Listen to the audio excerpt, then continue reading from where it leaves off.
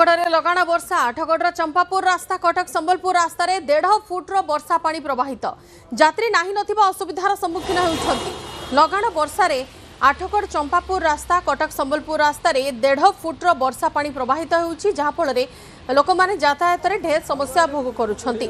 अधिक पानी बढ़िले रास्ता यातायात संपूर्ण ठप होइजिबो। जो भाव दृश्य आप देखुं आठगढ़ दृश्य सामना को आसी आठगढ़ चंपापुर रास्ता कटक संबलपुर रास्त 1.5 फुट्र वर्षा पानी वर्तमान प्रवाहित होउछि।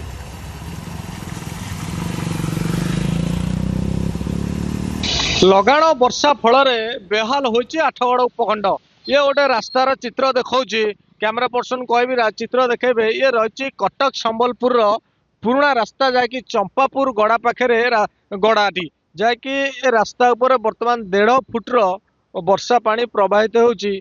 जा आज सकाळु सकाळु पादे पानी चलुथिया बेले वर्तमान धीरे धीरे पानी बढ़ुछि एवं 4 दिन पूर्व जो सापुआ नदी रे बन्या आसीतिला आठगढ़ अंचलर सर्वप्रथमे कटक संबलपुर यही पुराना रास्ता यही स्थान ही मुंडे उंचा जाकि 6 ରୁ 7 फुट उच्चारे पानी प्रवाहित होउतिला। यातायात संपूर्ण भाव में ठप हो पड़ता। आज सकाळु सकाळु कथा कहबा आज सकाळु सकाळु ए रास्ताटी संपूर्ण यातायात उपयोगी थिला। रास्तार पानी चालू नथिला, जदि बा चालुला अल्प किछि मात्रा रे पादे उच्चारे किंतु वर्तमान कैमरा पर्सन देखौछंती किभली भाव से रास्ता उपरे 1.5 फुट्र पानी प्रवाहित होउछि। पानी धीरे धीरे बढ़ुछि। यही पानी भितर ही बाइक गुड़िक आसुची, बस आसुची। सीधा चित्र कैमरा पर्सन देखौछंती जो बस टी आसुची स्कूल रो पिला माने से पाठ पढ़िया पई जाइथिले से बस भितर स्कूल पिला माने अछंती। यात्री भाई बस टारू आरंभ करी पथचारी हजार हजार यात्री भाई यही रास्ता दे दैनिक यातायात करिथांती। किंतु जेतबळे लगाण वर्षा हेउची कटक जिलार सर्वप्रथम रास्ताटी पानी रे बुड़ी जिबा फल शह शह हजार हजार यात्री भाई माने असुविधार समस्यार सम्मुखीन होचन। जड़े स्थानीय अंचल युवक अच्छी आलोचना करवा। भाई ना कौन कह? रंजित कुमार बारिक। कोठी घर? यही चंपापुर। कौन वर्षा रे रास्ता कौन बुड़ी जाउची?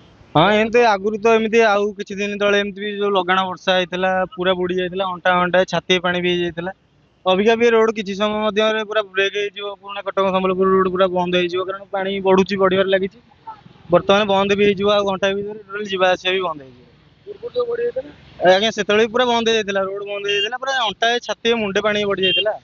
तो बंद हो आज्ञा आउ घंटा भीतर एपटे जीवा आसिया भी हो निहाती भाव में जहाँ स्थानीय अंचल युवक सूचना दौले जी मात्रा रे पानी बढ़ुची आउ घंटे पर ए रास्ताटी संपूर्ण बंद हो यातायात ठप हो।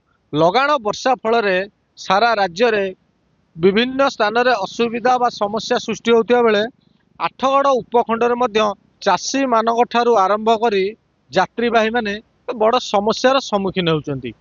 कटक जिला आठगढ़ सुशांत साहू, न्यूज 18 ओडिया।